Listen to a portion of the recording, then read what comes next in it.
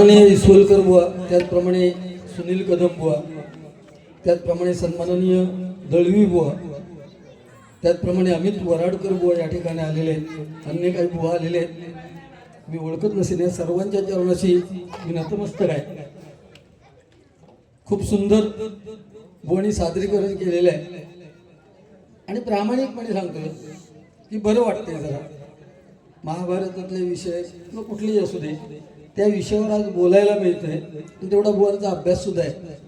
आता काही विषय बुवांनी सांगितले ते मी या गजराच्या माध्यमातून शेवटी तोच विषय चाललाय, तर त्याच्यावरती काही बोलायची गरज नाही, कारण सुरुवात माझ्याकडे होती. मी एकही शब्द बोललो नाही, तो बोललो नाही, म्हणजे गणेश सुद्धा बोलला नाही, त्यामुळे मी सुद्धा काही जास्त बोलणार नाही. परंतु जे बुवा बोलले ते विषय थोडेसे फक्त क्लिअर करतोय, सुरुवात करतोय. किती मिनिटं घ्यायचं काय गजर ठरलंय काय रे?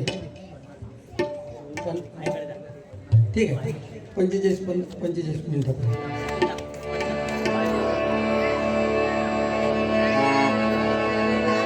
जिसका मुझे था इंतजार, वो घड़ी आ गई प्यार में हद से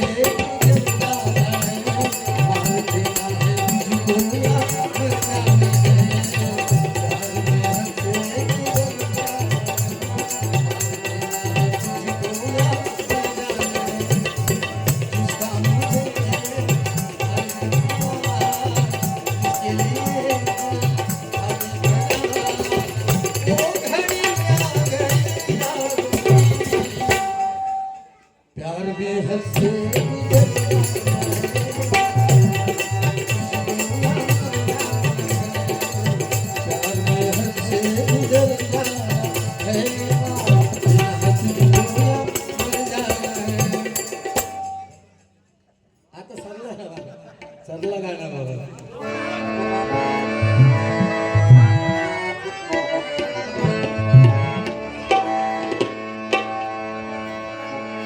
उद्धराया आला तू भक्त जना, उद्धराया आला तू भक्त जना, शिवपुत्र देवा तू दया घना, शिवपुत्र देवा तू दया घना. प्रथम वंदन तुला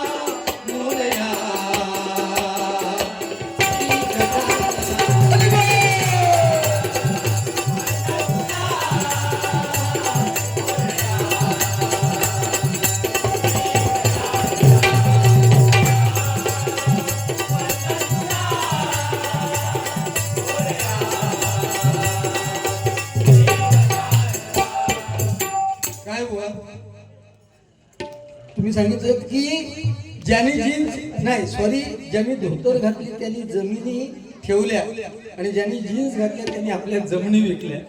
कितपत वाक्य कोणाला पटते काय विषय? शेवटी तू पण जीन्स वापरतो म्हणून सांगितलंय, बरोबर ना?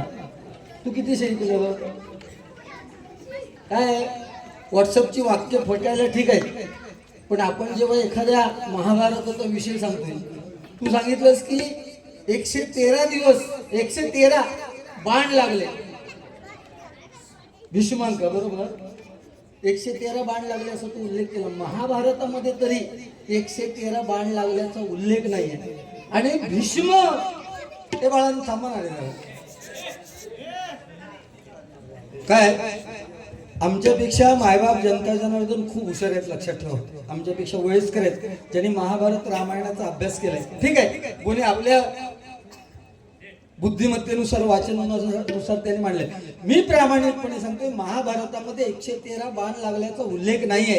भीष्म 10व्या दिवसापासून तर 58 दिवसापर्यंत बाणावरती होता आणि 58 दिवसापर्यंत का थांबला तर इच्छा मरण होतं आणि उत्तरायण येईपर्यंत त्याचा मृत्यू जाणार नव्हता. त्याला इच्छा नव्हती मृत्यू येईल अशी. आणि भीष्माला सुद्धा हे कर्म भोगावं लागलंय. त्याला त्या अर्जुनाच्या बाणावरती का झोपावं लागलंय तर 100 जन्मापूर्वी त्याची काय चालली होती, मिरवणूक चालली होती. आणि एक आडवा साप आला, बाणाने उचलून त्याला फेकलं त्या सापाला. तो त्या निवडुंगाच्या झाडावर पडला, काट्याच्या झाडावरती.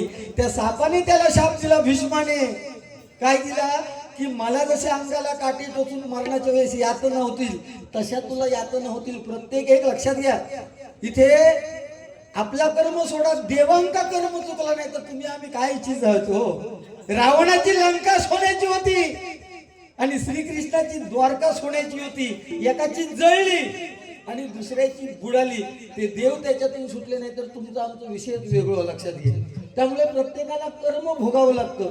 तुम्ही सांगितलं की कर्णात ठार मारल्यानंतर आनंद झालो. कर्ण हिरो खरो कोण होतो असं त्यांनी सांगितलं की ठीक आहे, श्रीकृष्ण हिरो होतो, पण त्याच्याही पलीकडे कर्णापेक्षाही श्रीकृष्णाने काय आयडिया केल्या सांगते तुमका. हे मोठमोठे योद्धे होते ना, द्रोणाचार्य, भीष्म, ते जेव्हा कौरवांच्या बाजून लढाक तयार झाले, श्रीकृष्ण बिंदासपणे हसत होता की तुम्ही लढा म्हणून. पण एक युद्ध असो इलो, भीमाचो पुत्र घटोत्कच, त्याचो पुत्र बर्बरिक. त्या बर्बरिकला विचारलं तू कोणाच्या बाजूने लढणार, कौरवांच्या बाजूने लढणार की पांडवांच्या बाजूने लढणार. त्या बर्बरिकने सांगितलं ज्याची बाजू कमकुवत त्याच्या बाजूने मी लढणार. आणि श्रीकृष्णाला माहिती होता या बर्बरीकडे 3 बाण असत, 3 बाण सोडले तर क्षणार्धात युद्ध संपून टाकणार आणि कौरवांच्या बाजूने लढणार. आणि माझा जर काही इमेज म्हणजे विषय ठरलेला त्याला कुठेतरी बाधा येणार म्हणून ब्राह्मणाचं रूप घेतलं आणि दान मागितलं. बर्बरीक म्हणाला ब्राह्मण बघितलं आणि दिलं तुला दान, तुझी मुंडी दान दे म्हणून सांगितलं. त्याची मुंडक्या कापून ठेवल्या आणि या युद्ध बघूसाठी एका खुट्यावर त्याला संपूर्ण महाभारत होईपर्यंत 18 दिवस लटकून ठेवल्या. लक्षात घ्या, तो श्रीकृष्ण लक्षात घ्या, बरोबर ना. त्यामुळे ही कर्म कोणाला, अरे भर दरबारात द्रौपदीची साडी सोडत असताना तिचे 5 नवरे धर्म, भीम, अर्जुन, नकुल आणि सहदेव माना खाली घालून बसले होते. ते सोडा, स्वतःच्या सुनेची इज्जत लुटताना भीष्मासारखा वृद्ध माणूस सुद्धा दुर्योधनाला किंवा दुःशासनाला थांबू शकला नाही. हे त्या भीष्माचं कर्म आहे. प्रभू रामाच्या रामनामाने दगड नाही तरलेत.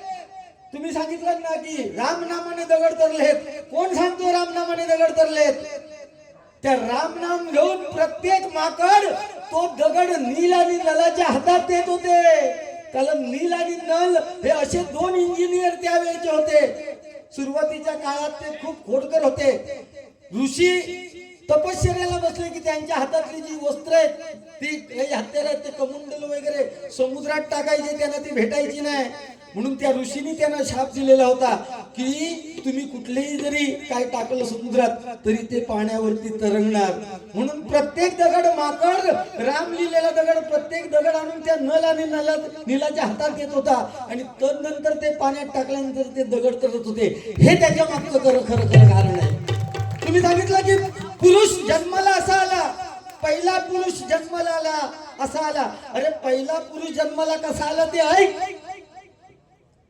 स्वतंत्र विश्व निर्माण करण्याची ज्याच्या मनगटामध्ये ताकद होता तो विश्वामित्र सारखा ऋषीमुनी एका मेनकेच्या प्रेमामध्ये पागल झाला.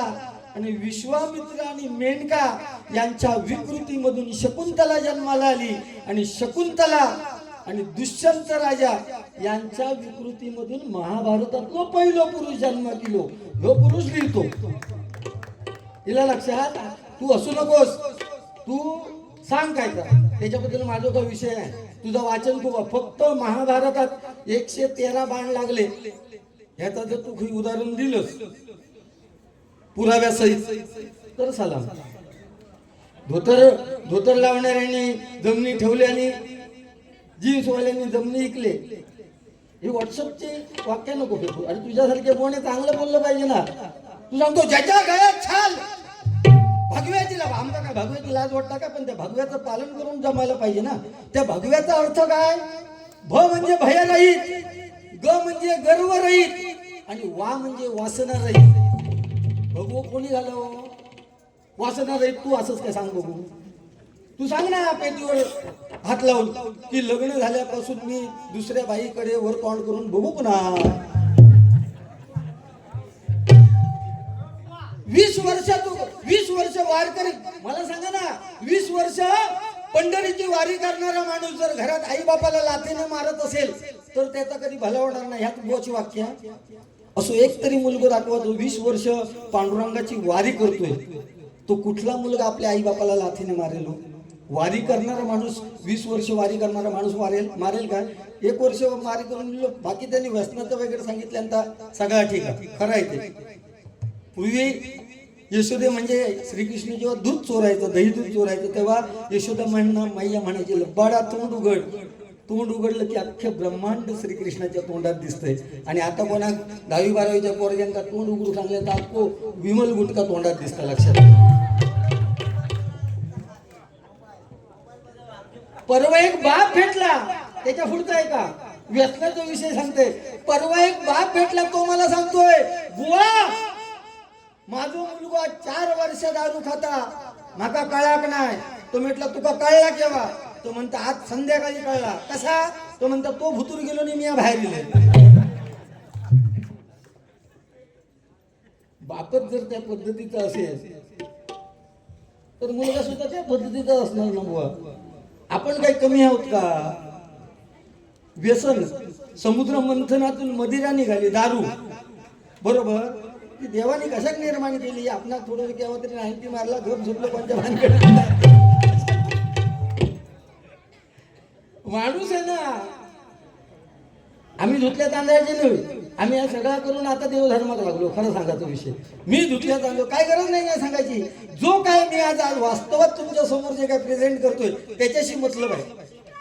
माझ्या लाईफ मध्ये मी पास्ट मध्ये काय केलं काही विषय नाही. तुमच्या ते गाणं म्हणतोय बघा, बुवानी काय गणपती म्हटलं.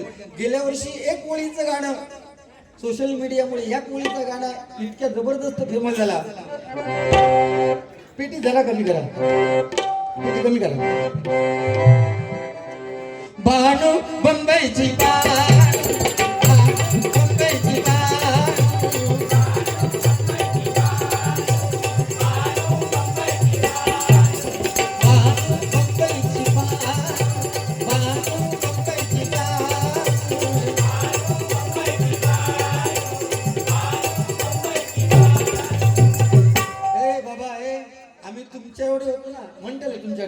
आम्ही तुमच्या एवढे होतो ना छोटे छोटे.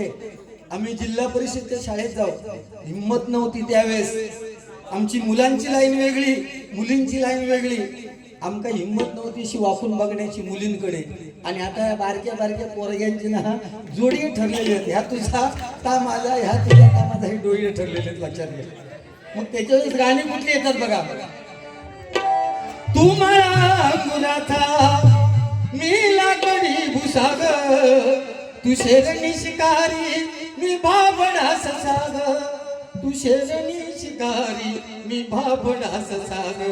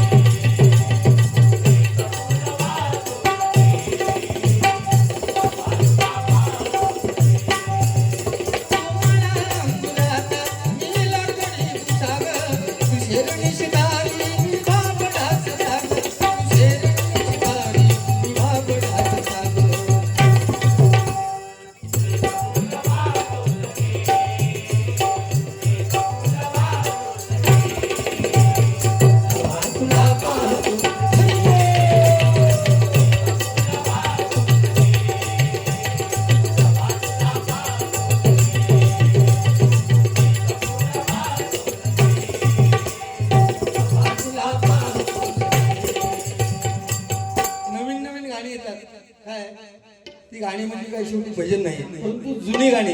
त्या जुन्या गाण्यामध्ये एवढा अर्थ दडलेला असतो की ती जुनी गाणी ऐकल्यानंतर मनाला थोडं खूप समाधान लागतं. बघा, सत्यनारायणाची पूजा कुठेही असू दे,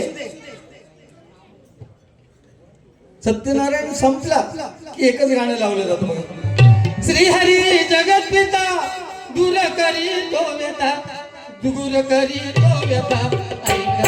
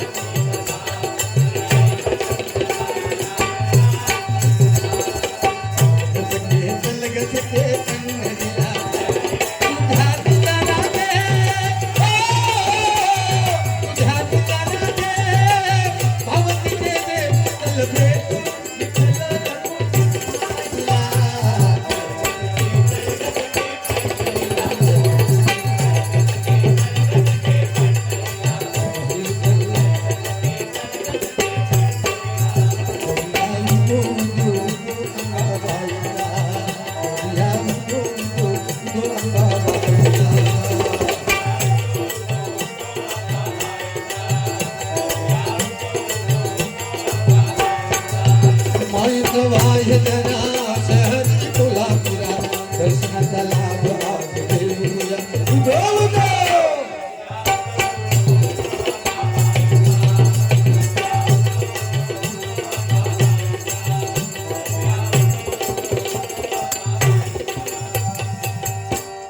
बक्षिसालीच नाव असतं.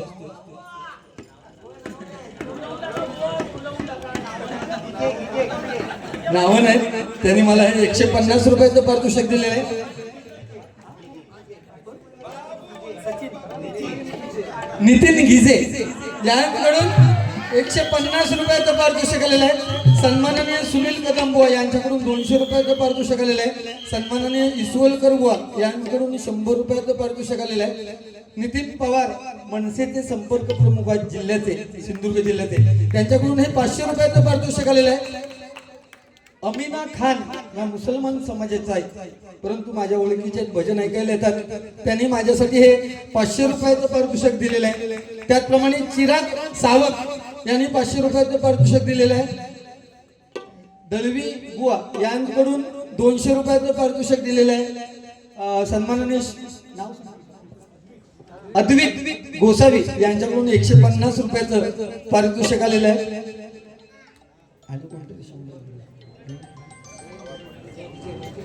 नितीन गिजे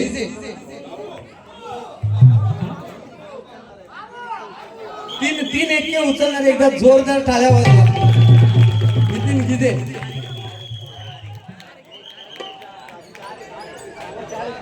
सुरेंद्र गावडे आले, त्यांचे सुद्धा मी माझ्या मालाडोल त्यांचे सुद्धा 4 एक त्यांचे सुद्धा मी स्वागत करतोय.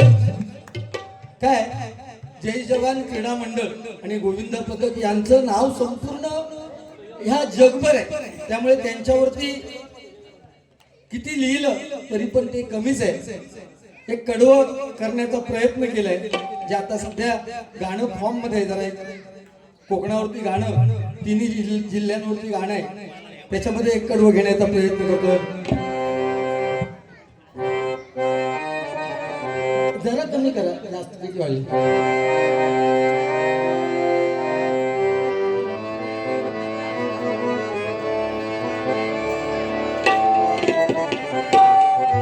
पहा सह्याद्रीचे डोंगर, देवाधिकांचं माहेर घर, साक्ष देतो या समिंदर,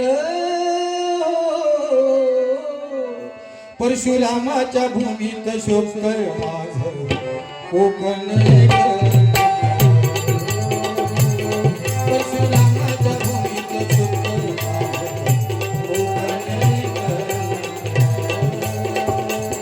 परशुरामाच्या भूमीत शोभतय कोकण. पहा सह्याद्रीचे डोंगर,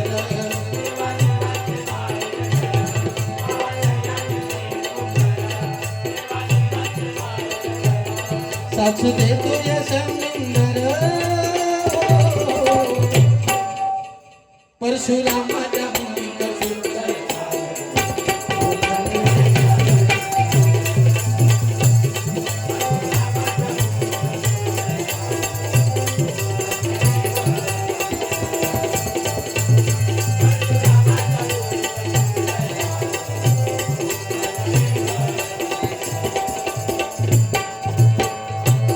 दुर्ग शोभे आप फणसाच्या बागानी कोकणाचा माला देवतानी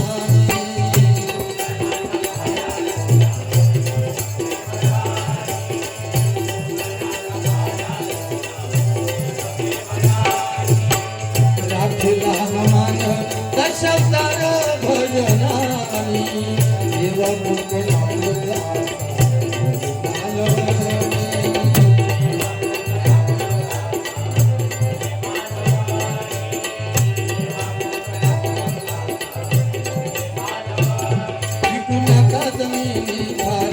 नाहीतर होऊ आपण साखर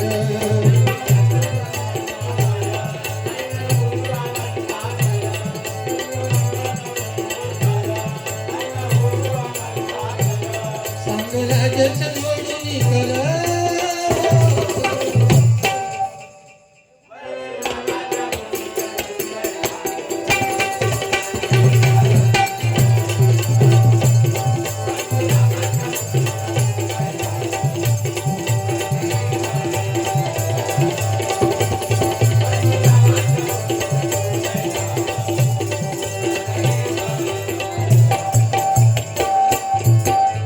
योगेश्वरी गोविंद पदकांची खाण जय जवान मंगल त्यांची शान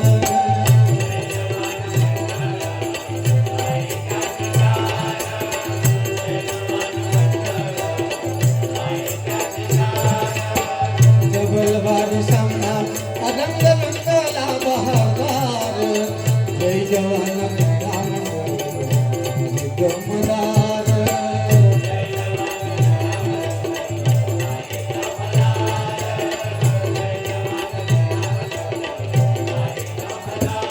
तिन्ही भूकात गाले नाव तिन्ही भूकात गाले नाव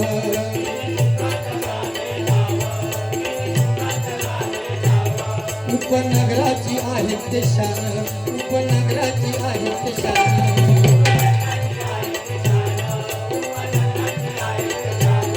यांची कीर्ती गावे जगभर परशुरामाच्या भूमीत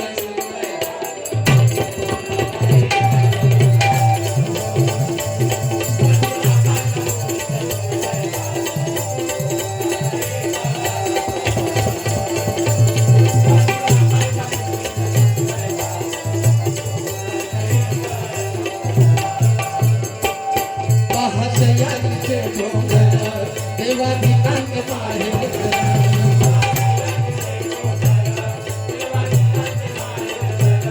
साक्ष देतो या समुंदर परशुरामाच्या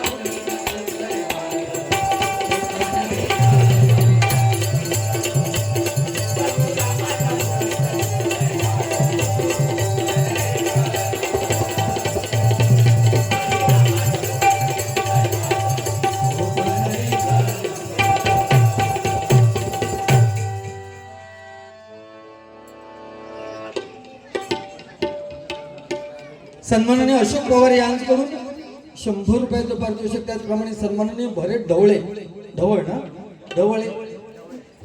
ढवळे यांच्याकडून 100 रुपयाचं पारितोषिक आलेलं आहे. सन्माननीय मनीष हळदणकर यांच्याकडून कुपेलकर यांच्याकडून 100 रुपयाचं पारितोषिक आलेलं आहे. दिनेश मांडवकर यांच्याकडून 100 रुपयाचं पारितोषिक आलेलं आहे. त्याचप्रमाणे प्रदीप मिश्रा यांच्याकडून नंदूसाठी 200 रुपयाचं पारितोषिक आलेलं आहे. स्वागत करतो, धन्यवाद. हा प्रदीप मिश्रा यांच्या स्मरणार्थ हे 200 रुपयाचं पारितोषिक नंदू यांच्यासाठी आलेले आहे, बरोबर ना?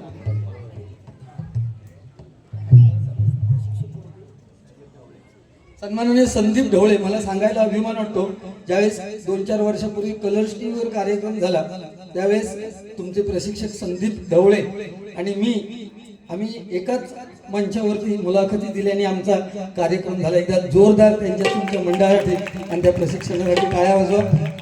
छत्रपती शिवाजी महाराज आणि छत्रपती संभाजी महाराज आणि ज्या बाबासाहेब आंबेडकरांनी आपल्या भारत देशाची राज्य घटना लिहिली त्यांच्यावरती एकत्रित गाणं घेतून गजराला सुरुवात करतोय, कारण गजर होणं फार गरजेचं आहे. ही गरज आहे. आज तरुण पिढीला फक्त मेसेज गेला पाहिजे, आपल्या आई वडिलांचा रिस्पेक्ट ठेवा. मी एकच सांगेन, तरुण पिढीने आपल्या समाजात असं वावरलं पाहिजे की आपले आई वडील त्या समाजामध्ये ताठ मानेने फिरले पाहिजे, तरही आम्ही भजन करून उपयोग आहे, नाहीतर काय भजन करून उपयोग आहे ना, लक्षात घ्या. आणि ही खरी काळाची गरज आहे. आज 20-21 वर्षाचा पोरगा जेव्हा बापाच्या अंगावर जातो आणि तो बापाला सांगतो तुमचे दिवस आता ठरले, आता आमचे दिवस इले, तोच पोरगा 2 वर्षाचा लहान असताना ना बापाच्या मोटरसायकलवर जेव्हा टाकीवरती बसतो ना तेव्हा कुठल्या आधाराशिवाय बसतो. का बसतो तर त्याला माहिती आहे पहाडासारखा माझा बाप माझ्या पाठीशी खंबीर आहे, म्हणून 2 वर्षाचा पोरगा बिंदास मध्ये बसतो. लक्षात घ्या, हे बापाचे उपकार कधी विसरून जाणार नाही. त्या विषयावर मी बोलतोय, पण गाणं घेतोय.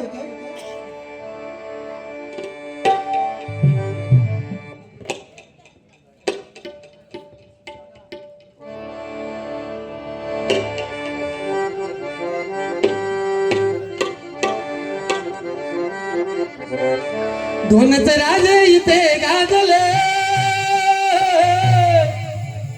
धोनच राजे इथे गाजले कोकण पुण्यभूमीवर, धोनच राजे इथे गाजले कोकण पुण्यभूमीवर. एक त्याला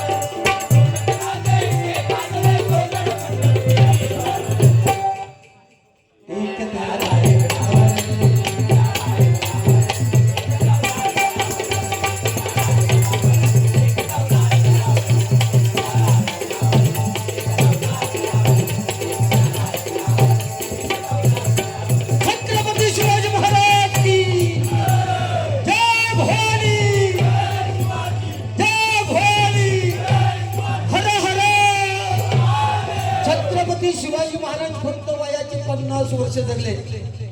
काल 3 जानेवारीला छत्रपती शिवाजी महाराजांचा देहांत झाला.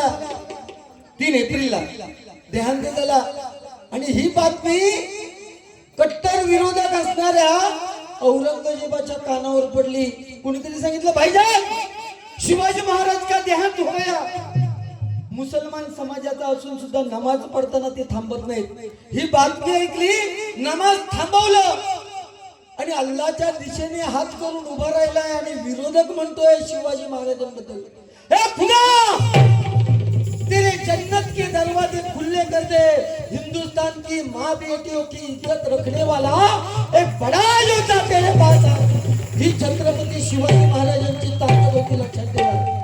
आणि त्यांचाच मुलगा वयाची 32 वर्ष औरंगजेबाने एवढे प्रहार केले, डोळ्यामध्ये तात्या सळ्या टाकल्या, अंगावरची कातडी सोडली, नखावर म्हणून काढली, जखमांवरती मीठ चोळलं, तरी स्वतःचा धर्म बदलला नाही.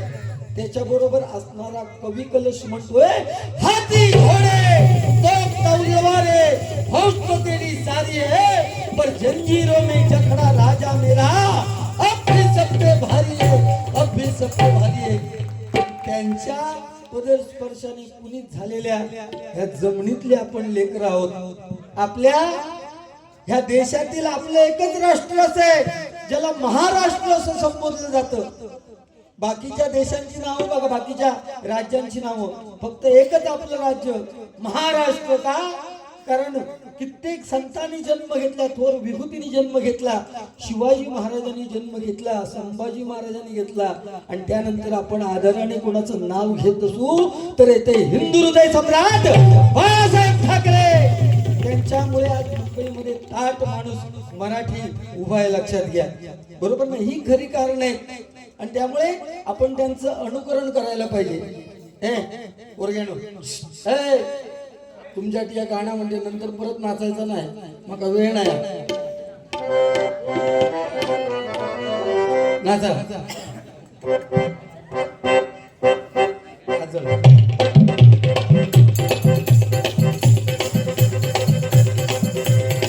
काजळला मुली आले मी असं करतो येते मला, केला श्रृंगार आज घातला दिसत मी भारी राजा मोठो मुंडा, नकली वाले कुठली गाडी घालून साडी लाल गुलाबी, पागल करते तुझे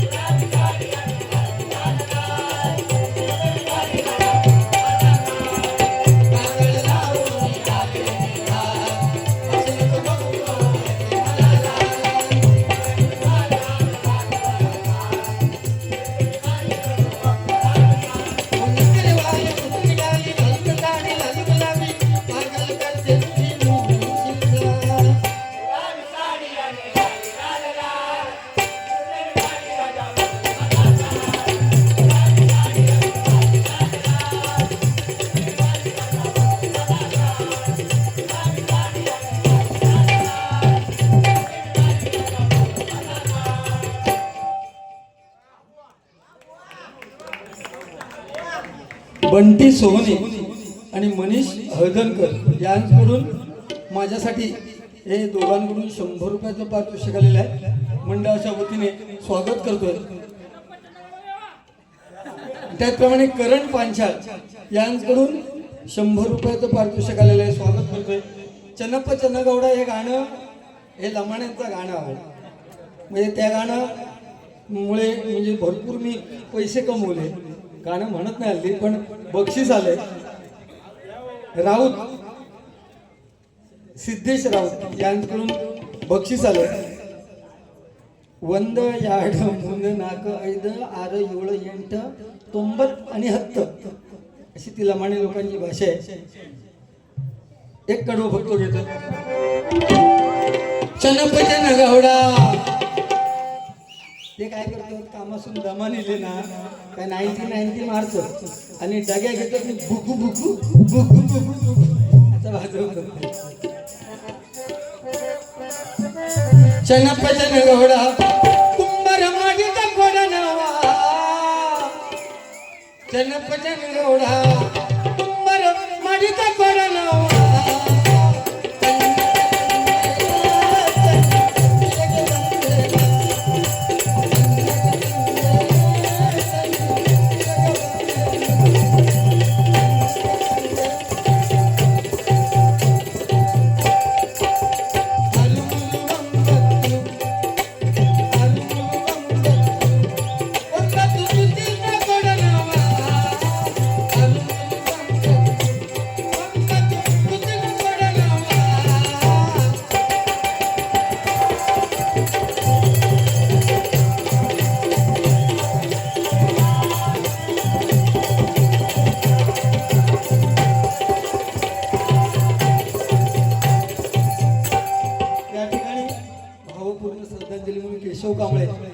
त्याचप्रमाणे प्रदीप मिश्रा तिकडे पण कोणतरी आहेत. मग आपल्यातला मित्र जेव्हा हा तुमचा खूप मोठा परिवार आहे लक्षात घ्या, आणि त्याच्यामुळे एवढा तुम्ही हा पराक्रम करू शकलाय. मग आपल्यातला एखादा माणूस गेल्यानंतर आपला मित्र असतो तो, आणि आई वडील बहीण भाऊ याच्यानंतर सगळ्यात जवळचा कोण असेल ना तर तो आपला मित्र असतो. त्या मित्रांसाठी तुमच्यातर्फे एक गाणं म्हणतो, जुनं गाणं आहे. मेरे दिल की ये दुआ है कभी दूर तू न जाए, तेरे बिना ये जीना ये दिन कभी ना आए, तेरे संग जीना यहाँ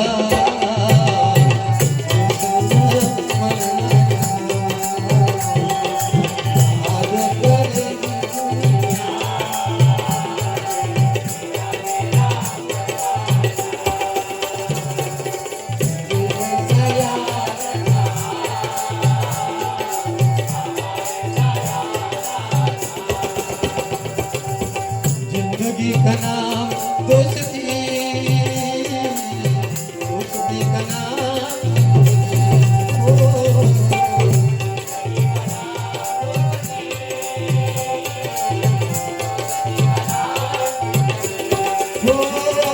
कुछ भी नहीं मिलता दुनिया में यारो, कुछ भी नहीं मिलता दुनिया में यारो, रह जाती है दोस्ती।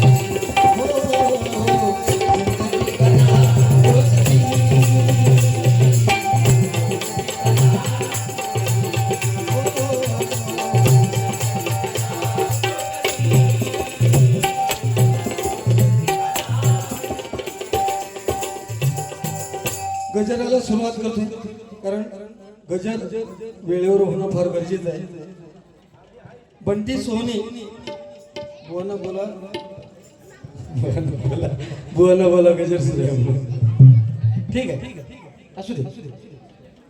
त्याचप्रमाणे मानव सावंत यांच्याकडून 100. मानव सावंत खरं आहे ते, या जय जवान पथकासारखं कोण विश्वविक्रम करू शकत नाही. सलग 3 वर्ष 3 वेळा एकाच वर्षात सलग 3, बरोबर ना, एकाच वर्षात सलग 3 वर्ष 3 वेळा 10 थरांची मांडणी केली आणि जगात आपलं नाव कमवलं. जोरदार टाळ्या वाजवा. हे असं शक्य होत नाही, साक्षात परमेश्वराचा वरद असतो तुमच्या 100% पाठीमागे, लक्षात ठेवा. कारण भजन करताना सुद्धा आम्हा दोन्ही बुवांना खूप मजा येते इथे या ठिकाणी, कारण ते पावित्र्य तुम्ही या ठिकाणी जपलंय. एकदा तुमच्या मंडळासाठी तुम्ही जोरदार टाळ्या वाजवा.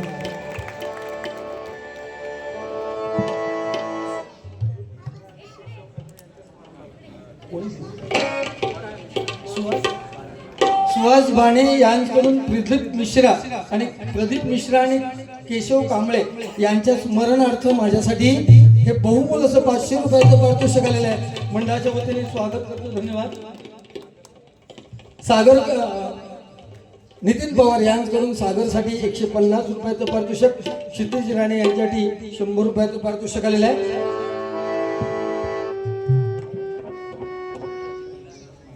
विनोद मांडवकर आणि बंटी सोहनी यांच्याकडून प्रदीप मिश्रा यांच्या स्मरणार्थ माझ्यासाठी 200 रुपयाचं पारितोषिक आले, स्वागत करतोय.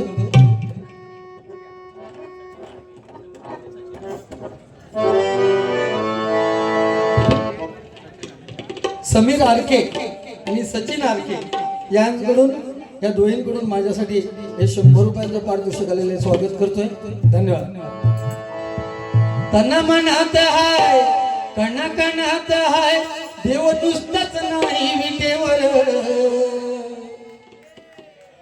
एक्क्यावर एक्के 4 एक्के चढतात, परंतु कोणाच्या विश्वासावर चालतात तर त्यांच्या जे खाली ग्राउंड लेवलला जी देवासारखी माणसं वाट बघत असतात ना, एखादा पडला तर त्याला झेलायची, त्या देवांच्या जीवावर हा एक्क्यावर एक्के 4 एक्के राहतात, लक्षात घ्या.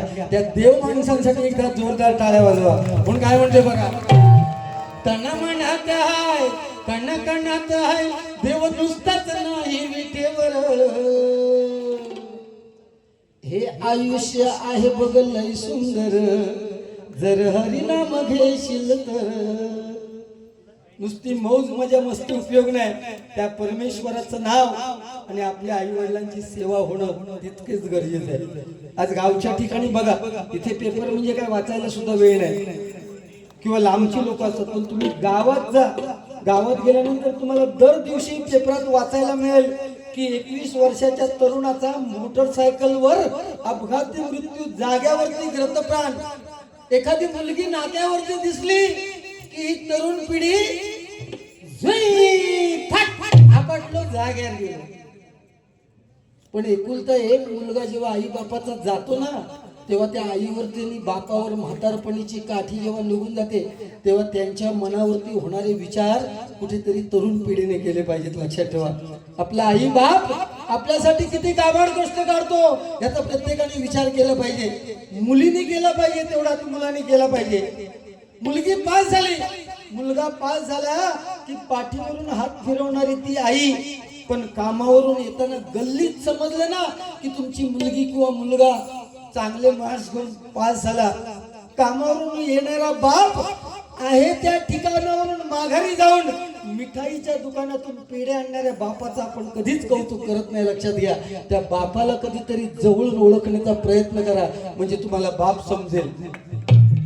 20-21 वर्षाची पोरगी 2 वर्षाच्या प्रेमाखातर जेव्हा बाहेरच्या बाहेर कॉलेजच्या तरुण मुलाबरोबर प्रेम होतं म्हणून निघून जाते ना, आणि तिचा बाप जेव्हा समाजात जातो तेव्हा लोक बोट करून सांगतात, अरे चढवाचा मोठेपण सांगा होतो, परवा पोर गेला पळान. त्यावेळेस त्या बापाला वाटतं अशा मुलीला जन्म दिला नसता तर बरं झालं असतं. लक्षात ठेवा, पूर्वी हे विषय होते सगळे लेवल. पूर्वी एका 10-12 पोरं होती. आता कठीण, आता या पोर होताना सुद्धा मिस केलं, कारण लग्नच होत नाही. 40-25. बाकी तुम्ही मला सांगा ना, हे मराठी लोकांचाच विषय आहेत की लग्न होत नाही. बाकीचे धर्मांमध्ये बघा, हे पोरात आणि झिलगे म्हणजे मुलगे पण ते कधी तुमच्याकडे सांगायला येत नाही. ह्याचा जबाबदार आपण असो. लक्षात ठेवा, पहिले 1 डझन, नंतर अर्ध्या डझन दिले, नंतर 3 लिहिले, नंतर 2, आता 1 येऊन थांबले. बरोबर ना? 1 झालं की माका बस, असं नाही ना. त्यामुळे जनसंख्या कमी झालेली आहे मुलींची, आणि 20 वर्षांनी तुमच्या पोरांका दाखवता लागतं हे कॅसेटी, याला लग्न म्हणतात. लग्न विषयच नाही राहणार. मी प्रामाणिकपणे सांगतो, 100% ज्यांनी 40च्या पुढे जे गेले त्यांचं लग्न व्हायचं असं जर त्यांना वाटत असत तर प्रामाणिकपणे मी सांगतोय विषय लक्षात ठेवा. तुम्ही कुठले अटी शर्ती ठेवू नको मुलींच्या बाबतीत. माका स्कॉर्पिओच होई, माका इनोवाच होई असला म्हणा नको. साधी मारुती ओमनी गावली तरी त्याच्यात बसायला उठून वाटते का लागायला. हे जर घेतोय कण मनात हाय, कण कणात हाय, देव नुसताच नाही विटेवर, देव नुसताच नाही विटेवर.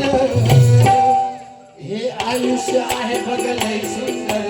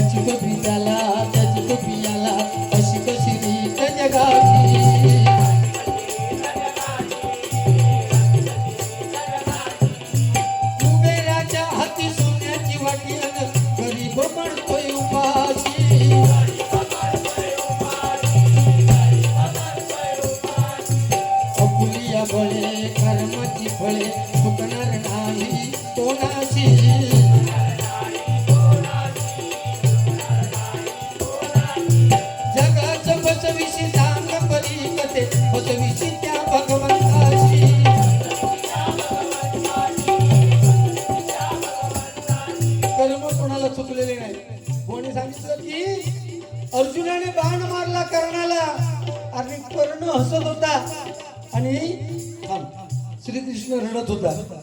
बरोबर ना. कर्माला सुद्धा आपल्या कर्माची फळं भोगावी लागली. 16 वर्षाचा अभिमन्यू ज्यावेळेस चक्रव्यूहात अडकला, एकही असा कौरव राहिला नाही ज्याने बाण त्याच्यावर नाही सोडला. तुकडे तुकडे केले त्याचे. आणि शेवटच्या क्षणाला मरण यातना भोगत असताना कर्ण तिथे बाजूला उभा होता. तिथे डबकं होतं एक पाण्याचं. त्यांनी पाण्याची याचना केली त्या 16 वर्षाच्या मुलाने, अर्जुनाच्या मुलाने, अभिमन्यूने. पाणी सुद्धा दिलं नाही कर्णाला. त्याच डबक्यात कर्णाच्या रथाचं चाक बुडलं, म्हणजे डुबलं. आणि त्यावेळेस अर्जुनाने श्रीकृष्णाने सांगितलं सोड बाण. बाण सोडला आणि कर्णाचा शेवट झाला. आणि 5 पांडव कर्णाला मारल्यानंतर आपल्या आईकडे गेले, कुंतीकडे, आणि सांगितलं सगळ्यात बलाढ्य कर्णाला आम्ही ठार केलंय. सगळेजण हसत होते, पण आई कुंती रडत होती. धर्म विचारतोय की तू का रडतेस? तर ती आई कुंती सांगते, अरे का रडते म्हणजे काय, तुम्ही ज्याला मारलात ना कर्ण, तो कर्ण तुमचा सगळ्यात मोठा भाऊ होता. तेव्हा धर्म म्हणाला, आई कर्ण मोठा भाव होता. हे जर सुरुवातीला आम्हाला सांगितलं असतं तर आम्ही आमच्या भावावर बाण रोखून त्याला ठार मारून आम्ही आनंद व्यक्त करण्यासाठी तुझ्या पुढ्यात आलो नसतो. तू आई आहेस की कैदाशी नाही? तू एवढं मनात लपून का ठेवलं? आणि तेव्हा धर्माने शाप दिला आपल्या आईला. तो शाप बायका अजूनही भोगतायत आत्ताच्या कलियुगात. शाप काय दिला? आई तू मनात लपून ठेवलंयस. याच्या पुढे कुठलीही स्त्री कलियुगात सुद्धा स्वतःच्या मनात कुठली गोष्ट लपून ठेवणार नाही. म्हणून बायकांच्या कानात एक गोष्ट पडली ना की दुसरे एक सांगापर्यंत त्यांना थार होणार नाही. लक्षात घ्या, त्याचं कारण आहे मागचं कसं आहे ते. बरोबर ना? त्याच्या आपण सगळा पद्धतशीर देणार.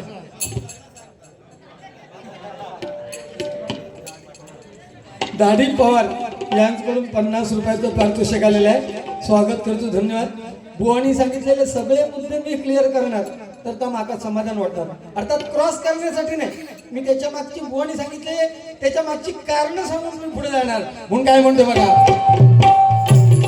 कोण धारणार नाही आता धारणार नाही.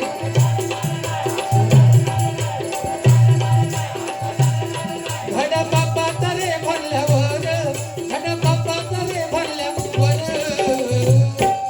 पापाचा घडा भरला, कोण कोणाला थांबू शकत नाही.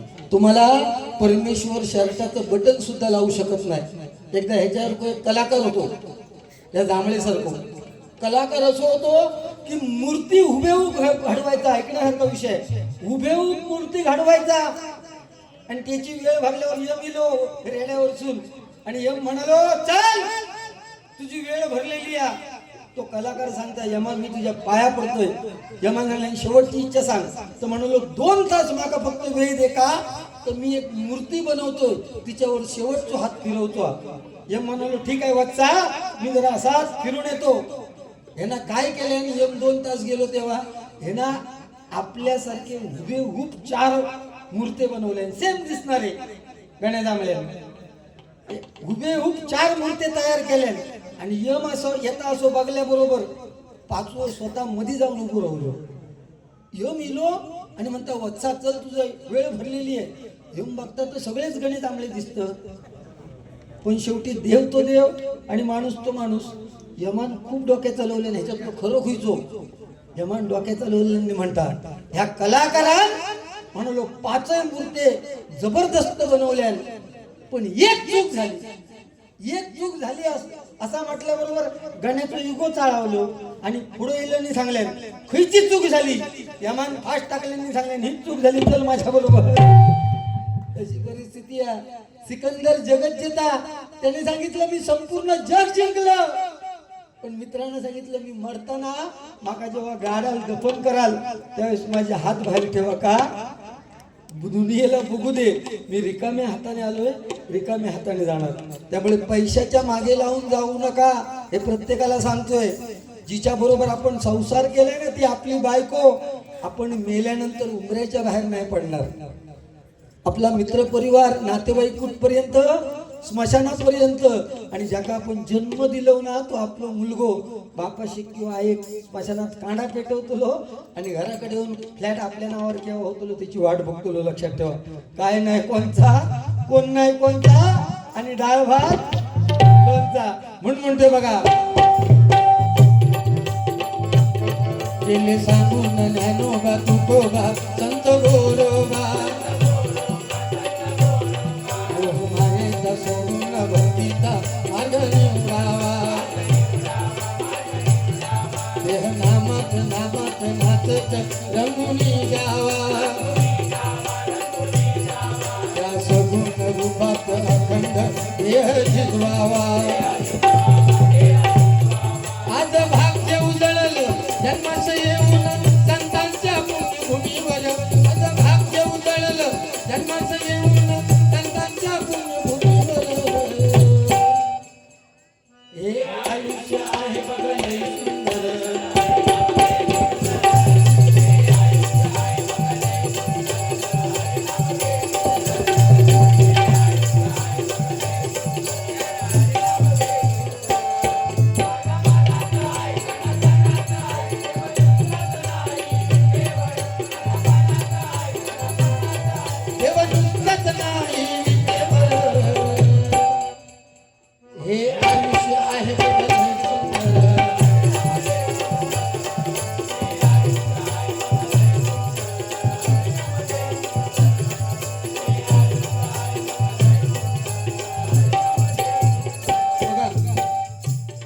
जवळजवळ मंडळ आहे. लहानपणा मला वाटतं 2000 सालात या गोविंद पथकाची सुरुवात झाली या ठिकाणी, आणि 2000 पासून आता 2026 पर्यंत म्हणजे 26 वर्ष ह्या मंडळाचं नाव वरचा आलेख चालू आहे. इथली कित्येक लोक, कित्येक तरुण या ठिकाणची जागा सोडून कुठेतरी लांब राहायला गेले असतील, पण गोविंदा पथकाचा एकदा का ते प्रोग्रामिंग चालू झालं की सगळे अगदी हिरिरीने केवळ नावासाठी येतात. त्या लोकांसाठी, सगळ्यांसाठी टाळ्या वाजवा. आणि गोविंदा पथक म्हटल्यानंतर हे आपले हिंदू लोकांचे सण आहेत, लक्षात घ्या. त्यामुळे ह्या हिंदू लोकांच्या सणामध्ये आपल्याला एवढा आनंद मिळतो. होळी पौर्णिमेला होळी रोवली गेली आणि काल हनुमान जयंतीला होळी तोडली. त्या होळीच्या वेळेस कित्येक आनंद असतात. त्याच्यानंतर काल पाडवा, रामनवमी, हनुमान जयंती हे लागोपाठ सगळे कार्यक्रम आहेत. हे आपल्या हिंदू लोकांची प्रथा आहे. या लोकांनी इथे अजून कुठला तरी कार्यक्रम ठेवू शकले असते ना, परंतु या तरुण पिढी, लहान मुलांना समजतंय की 2026 उद्या ती 36 मध्ये जातील तेव्हा म्हणतील की 10 वर्षाची असल्यापासून आम्ही हे लहानपणापासून आमच्या मंडळाचे कार्यक्रम, ही परंपरा तुम्ही राखून ठेवली आहे. एकदा तुमच्यासाठी जोरदार टाळ्या वाजवा. म्हणून फक्त त्या मंडळासाठी जी होळीला गोविंद पथकाच्या वेळेस गाणी चालतात ती म्हणण्याचा प्रयत्न करतोय. सन्माननीय श्रवण बाणे यांच्याकडून 100 रुपये, श्रावणी बाणे या भगिनीकडून 100 रुपये, बंटी सोहणी यांच्याकडून 50 रुपये, मनीष हळदडकर यांच्याकडून 50 रुपये, असं हे 300 रुपयाचं पारितोषिक आलेलं आहे. आणि त्याचप्रमाणे सन्माननीय नितीन गिजे यांच्याकडून 50 रुपयाचं पारितोषिक आलेलं आहे. वैभव रामाणे यांच्या स्मरणार्थ वैभववाडीचे 100 रुपयाचं पारितोषिक आलेलं आहे. स्वागत करतो, धन्यवाद.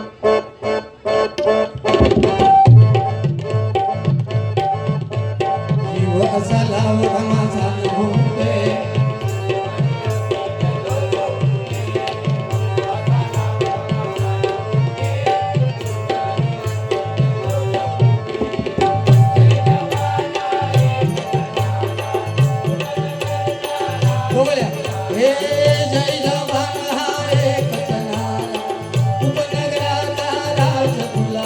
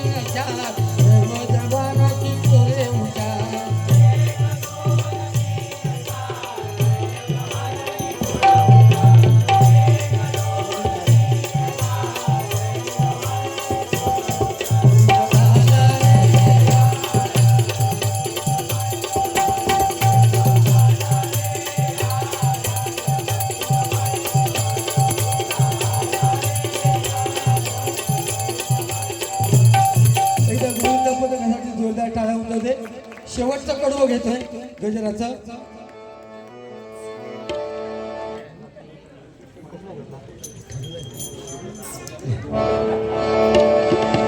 दुसऱ्याच समजू नको गंगू तेली स्वतःशी राजा भोग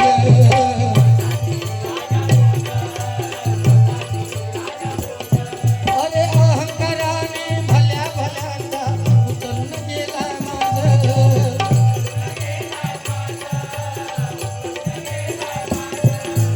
हरिजीवनी मी तुम्हा सांगतो या जीवनाचे राज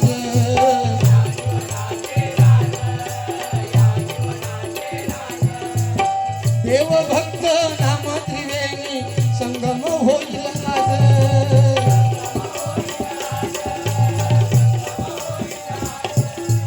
या भवसागरी जीवन नौका पार तुझी होणार या भवसागरी शेवटचं सांगतोय कारण तो विषय महत्वाचा आहे बुवानी सांगितलं की जेव्हा कर्णाला मारलं त्यावेळेस हनुमंताने विचारलं की तू श्रीकृष्ण रडतोस का तर मला सांगा हनुमंत हा त्रेतायुगात प्रभू रामा बरोबर मग द्वापार युगात श्रीकृष्णाच्या अवतारात तो महाभारतामध्ये त्या ध्वजावरती का आरूढ झालेला होता तर शेवटी प्रत्येकाला आपल्या देवाचा गर्व असतो अर्जुनाला गर्व झाला अर्जुनाला गर्व झाला त्या वाटेने जात असता हनुमंत राम नाम करत बसलेला होता हनुमंताला सांगतोय अरे तुझा प्रभू राम कसला हा कशाला दगडाचा बाण शिव म्हणजे बाण सेतू बांधलाय मी जर तिथे असतो तर कृष्णाच्या आशीर्वादाने मी बाणांचा सेतू बांधला असता तेव्हा हनुमंत जागा झाल्याने म्हणतोय तू बाणांचा जर सेतू बांधला दुसऱ्या क्षणाला मी थैथयाट करून तो तोडून टाकणार दोघांची पैज लागली नाही जर तोडला तर हनुमंत अग्निकाष्ट करायला जाईल नाही तर अर्जुन जाईल विलंब न लावता त्याने क्षणार्धात बाणाचा सेतू बांधला दुसऱ्या क्षणाला हनुमंत वरती चढला आणि तो सेतू हलू लागला तुटू लागला तेव्हा श्रीकृष्ण तिथे आले की अर्जुन जर हरला तर अर्जुनाला अग्निकाष्ट करायला जायला होईल मग पुढचं महाभारत कसं होणार म्हणून श्रीकृष्णाने सांगितलं रे तुमच्या दोघांची पैज लागली त्याला साक्ष कोण आहे तुम्ही परत पैज लावा मी साक्ष आहे अर्जुनाने बाणाचा सेतू बांधला हनुमंत गेल्यावरती तो हलू लागल्याबरोबर श्रीकृष्ण विष्णू रूपात एका कासवाचं रूप घेतलं आणि तो सेतू ठेवला आता तो सेतू राहिल्यामुळे हनुमंता अग्निकाष्ट करू तर जावचा लागला होता तेव्हा श्रीकृष्णाने सांगितलं तू पण हरलेला नाही आहेस येणारं पुढचं युग हे द्वापार युग आहे आणि त्या द्वापार युगात अर्जुनाच्या रथाचा सारथी मी होईन आणि त्यावेळेस ध्वजावरती आरूढ कोण व्हायचा हनुमंत तू व्हायचा म्हणून तो हनुमंत द्वापार आणि त्रेता युगात दोन्ही ठिकाणी आहे हे फक्त सांगण्याचा प्रयत्न केला शेवटची ओळ घेतोय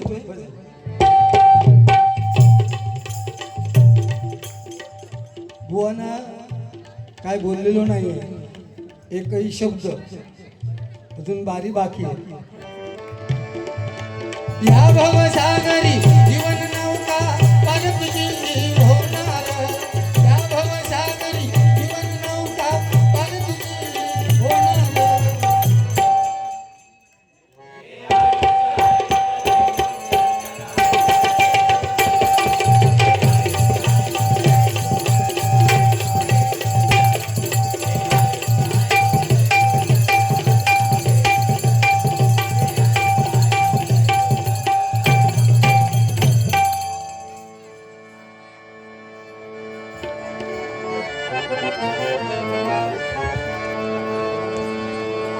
गुरु एक तुझी माझा विधाता चल गुरु विना सुने सारे हो विश्व हे सफल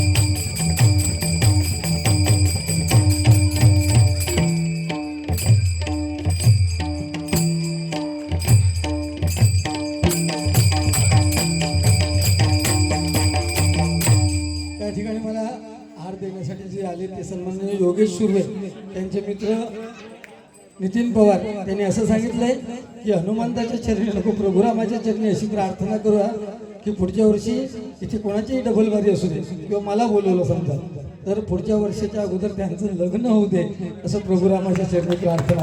धन्यवाद. आणि जोड्याने येतील मग फुलं घालायला बुवाना जे कोण बुवा असतील. धन्यवाद. रंग देवते माते तुझा